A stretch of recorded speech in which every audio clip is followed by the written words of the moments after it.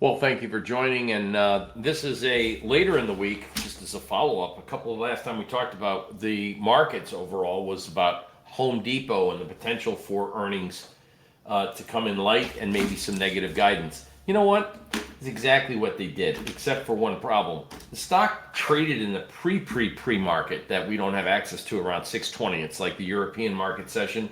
It was trading as low as 328, as I recall seeing. And it's frustrating when you see a stock trade down, when you call it the trade down, and you can't take advantage of the trade because you don't have access. So we need to get on a hold of the SEC and say, hey guys, either we all trade or nobody trades, but you can't be having access to only a few and not to everyone at these prices. So anyway, that's my minor beef. What happened? Between the economic numbers that came out, and again, people kind of reassessed their earnings and said, well, it's not that bad. And maybe if the Fed cuts, it'll do better. But my 2 cents is with the relative performance, the red line in the sand from the PMC, and the fact that the momentum and the volume wasn't that great, I'm still in the camp that we're going to see some of these retail names come down. Since the last video I did, it's been a very active, busy week. First off, we had F13 filings. The company, Bill Ackerman from Pershing Square, revealed that he has a stake in Nike. Then the biggest surprise of all, Warren Buffett going in the makeup business, ULTA Beauty. So those stocks were up, but the most important one was change up of CEOs with Starbucks as well. We had Victoria's Secrets getting a new CEO, and all of those names up. So here's the common denominator. If you look over here at Victoria's Secret, how bad can it get? Bottom picking, right? I mean, so you bring in a new CEO and then the market's excited about it. So this is a monthly chart. Here's Nike. Remember, they had an abysmal, just absolutely a death spiral of an earnings report. I mean, prices get back to, exclude the pandemic. I mean, they're back to where they were in 2018. I didn't think it was that dire. But meanwhile, VSCO, which is Victoria's Secret, remember, they split off with Body Works, BBWI, I think it is. And I mean, once again, it was almost rock barrel. So we take a look at ULTA Beauty, ULTA. How did that manage to pop off the lows? Well, that's the key. It was at lows not seen since the pandemic, and actually old highs becomes new lows. So this is an area that we hadn't seen since 2017 highs that we dipped into with ULTA Beauty before it was revealed that Warren Buffett took a stake in, as well as Nike. So here's the common denominator. They were all super, super, super good companies and all super, super big brand names and all super, super cheap. And these guys went in and bottom picked the stock. So it's not bottom picking any stock. Like, you just don't walk in and say, let me bottom pick Riot Blockchain, for example, or that's not going to happen, right? So it might work, but it could take a while. In the meantime, this market has been both on a few good earnings reports, such as Walmart. We had a pop today in a lot of the general merchandisers, 5 and below or 5 and above. Dollar General, Target even got a bit out of it. Earnings we had an OnCloud, and as I was telling everyone about OnCloud, ONON, real wild trading in OnCloud. I mean, it opened in the pre-market lower, then traded higher, opened higher, gapped higher, traded lower, gapped higher, went lower, and now it's right back up again. So it's trying to maintain a solid structure to the upside. We had a position, and still do, in fact, one of our positions in an option trade here, and I'll bring this in from the newsletter, is the OnCloud October 42.5 50 bull call spread. We paid $2, and I'm still going to hold on to that one. We have some other positions here as well. And then more importantly, as many of you, I shared with you, these were my near-term supports from a week and a half ago. Most of those stocks came in. And for this week, we were trying to buy and get into a lot of these positions. You can pause the video and you can take a look at these. Most of these did not get filled. For example, I believe PayPal, we missed it by, I don't know, it's irritating, 18 cents. All right, But we've had a lot of other trades in this week in the live trading room and in JPAM, which is J Person Asset Management. So here's the story. I think that right now the theme is we're seeing people buying into low-valued names, good quality names. And if that's the theme and if it continues, here's one that was up today, probably because everyone else sees the same thing. Now, it was up 7%. It's Lululemon. That stock got a not a downgrade, but they had a I think 2 weeks ago, someone came out, TD Cowen, you might be able to Google this. I think it was TD Cowen and someone else came out and lowered their price targets on Lululemon from 350 to 300, and the stock went to 239. So they lowered their one-year outlook to 300. So regardless, it's that time of season where people are starting to think retail, and it's that time of the season or the year where people are starting to think maybe some of these are undervalued stocks that could have a pop. So hopefully, if you don't have, today it had a one-day pop straight up. Usually speaking, we get pullbacks, and that's what I was suggesting with the overall market. If we take a look at the SPY, when you get that type of technical damage, and if you work with me here, the type of longevity of where the momentum of the volume started to show a bearish divergence from this peak swing high to here, which is why we were looking for a downdraft, and we got it. That's why I was looking to buy certain stocks and gave that list out on the video. And now that we're up here, I don't think that the rally is going to continue to new highs without some sort of retest of the lows. So let me show you a different market, something you may be familiar with, and it's called the volatility index, or the VIX, right? So I'm looking at the cash VIX, and I'm going to show you something interesting, the characteristics of the VIX or any type of market. And for this, you have to really squinch the charts up, and I apologize if you can't hardly see them. But, I mean, if we go back even further than 2017, we can go all the way back in time. But let's just take a sample of this, what's in front of us. Notice that the market spikes. You get a heavy spike. Market pulls all the way back, or pulls back down. You get some kind of a challenge when you're in an elevated spike mode. Spike mode, re-challenges. Spike mode, re-challenges. Every single time. Spike mode pulls down, re-challenges. Spike mode of almost epic biblical proportions. And so no one thinks that it's going to have the characteristics that it's had since the late 90s. If we go back in time, and you can do this yourself, and I've done the research, generally within the next 2 to 3 weeks, you get another retest of a spike in volatility. Volatility goes up, that means the stock market comes back down. So on many fronts, the characteristics of the VIX, and while all the news this week was very positive, for Victoria's Secret, new CEO, market pops over 20%. New CEO in Starbucks, market pops over 25%. F3 filings that Bill Ackerman from Pershing Square is buying Nike and bottom picked, and Warren Buffett bottom picked on ULTA Beauty, both those stocks rally.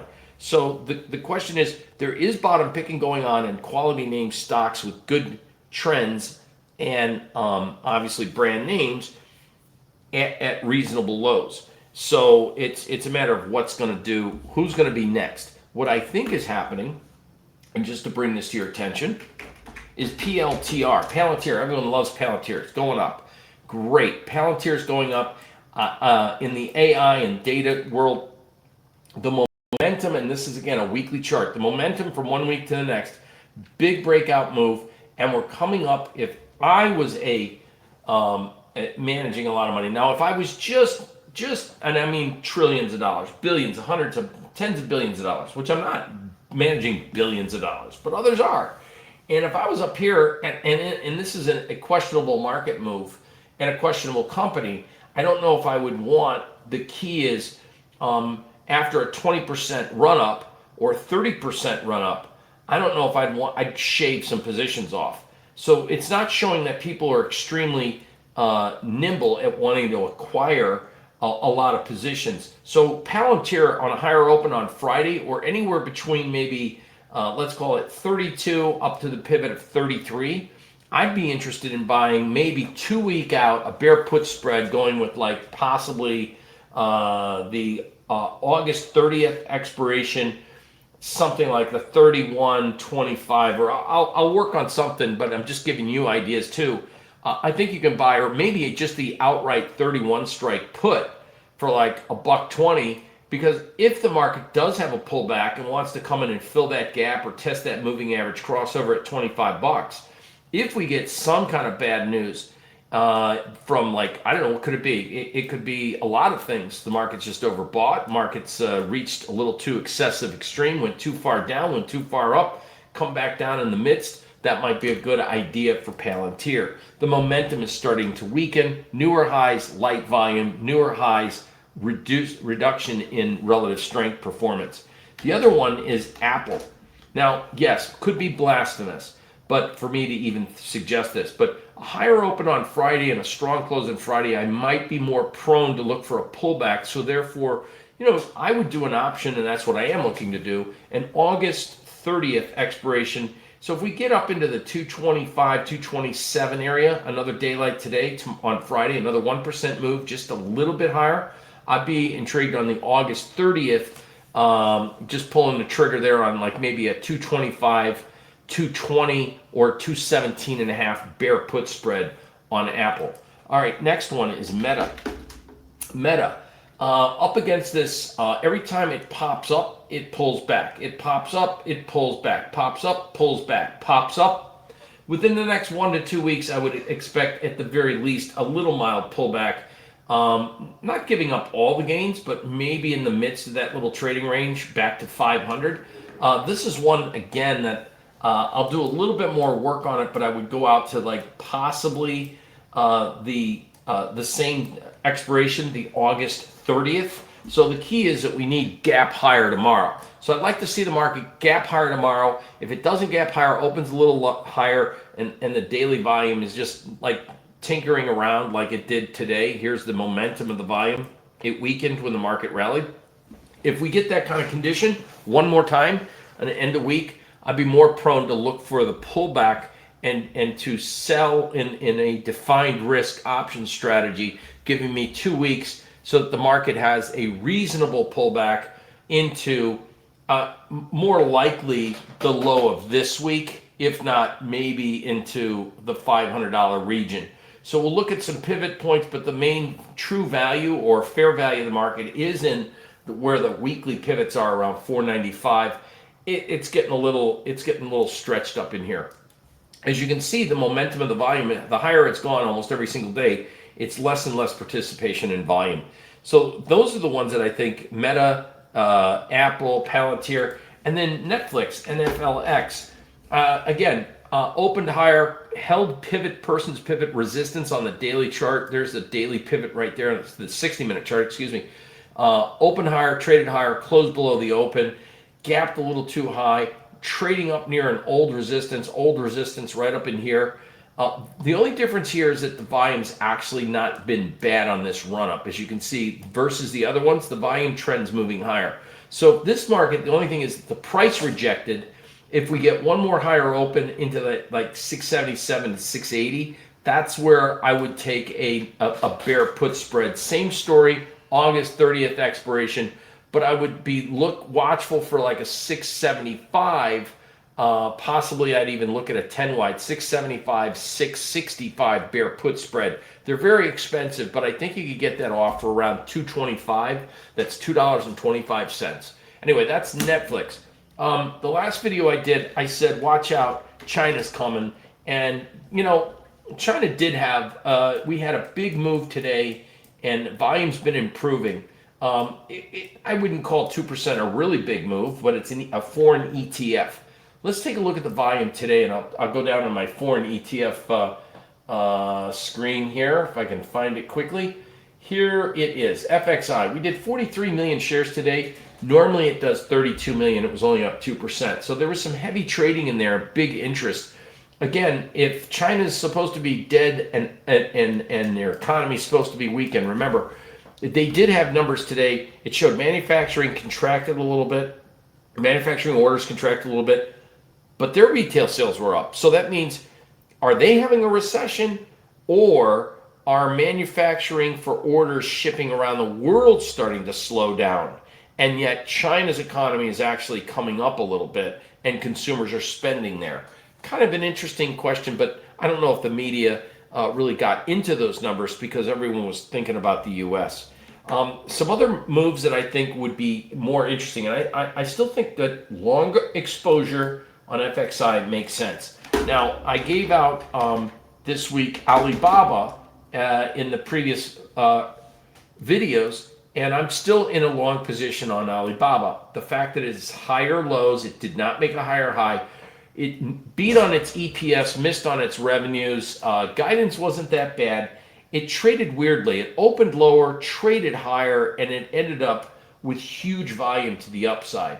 It only ended up 7 cents, but it was a huge volume day, which means there's a lot of participation, and it didn't end lower. So bad news that won't make a stock go down is kind of good news. The other one's PDD, and then again, JD. PDD is the parent company for Temu. You may see some of that retail outlet product on Google or on Amazon, by the way. And then the other one was JD, which is another stock that was up almost 5% today. So the Chinese, and then there's IDU. So the Chinese exposure stocks are starting to show, and didn't get any publicity or any press today, still did pretty well. And I think having a little exposure on the FXI still could do well. The others that I think you should possibly look at is, because they're not going to go, I want to be careful with my select words on an airline. They're not going to die. They're not going to implode. That's another. See, you just can't say the words. But they're not going to do a swan dive, so to speak. And this is American Airlines. It had some interesting volume pattern here. We've made newer lows, and the relative strength's not making newer lows. It's not tearing up the sky, so to speak, making outperformance readings. But it did make a bullish convergence pattern on American Airlines. A $10 stock may see some upside as people get ready to, if the Fed's considering lowering rates a little bit. Remember, over the river and through the woods to grandmother's house, people will go in November, and they got to go on some airlines. The other one is, again, Southwest Airlines. Big day today, up 4%. Of course, it got slammed. It's ugly. Here's the thing about Southwest. Look for a pullback there around the midpoint of this week's range. And what do I mean by that? I think you got to look at like a 2587, or we'll update the video over the weekend for you. But again, Elliott Management, which took an active role in trying to turn Starbucks around, by the way, is trying to turn Southwest Airlines around. They tend to touch something with they have the golden touch. So you want to maybe look at a little bit of potential for a domestic discounter in Southwest. And this to me, look at the volume. Somebody buying in there. Market made newer lows, right? Market made newer lows respected to the prior swing lows. And I'm talking about the purple candle here versus the red candle there. That's a close to a close relationship. And the volume was higher. They were buying the dip aggressively. That's a positive sign. I'm not saying it's getting ready to fly straight up to 32, but it may take a few weeks. Maybe it takes 8 to 10 weeks. But it's also a low-risk trade there for those that are not looking for fast, flash, get-rich-quick momentum type trades. Lastly, PYPL. Sorry to go through all of these with you, but PayPal is one that it was in a PPS buy. It had great volume. It has longer-term momentum, positive, higher time frame volume. PayPal got real choppy and chewy. People may have bought it, got down and got stopped out. It got up, it got down. As you can see, it's been choppy and chewy. And then today broke out and closed above a swing high. When markets finally get through that phase of choppy basing, they tend to go, and it's very hard to catch a pullback. So my 2 cents is I think it's safe to maybe buy a small position or have a 30-day out option strategy, small, scale in a little because tomorrow's the end of the week, and maybe look at it again next week. But something's going on with PayPal. It's got some positive momentum going with it. It's got positive volume, and that's the end of today's report. I hope you enjoyed that. I wanted to go through a little bit more, but we only got limited time, and I think what we are seeing is possibly hefty liquidation at near highs of stocks that may have seen a temporary run, and that would be indicative of what Warren Buffett did with Apple possibly. And then bottom picking on stocks that are extremely low and cheap in price is what we've seen to have had happen with Nike and Starbucks.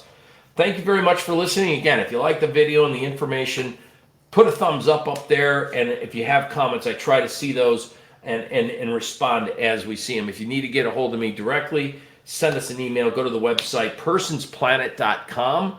And if always, we are announcing our 2-day seminar that's coming up down here in North Palm Beach, Florida. It is in December. It's my annual 2-day seminar. Fantastic time. We go through what we talk about, these indicators, as well as our algo programs and how we use my indicators on various platforms like Thinkorswim as well as TradeStation. Everyone, have a great afternoon, and I hope you enjoyed today's presentation. Thank you.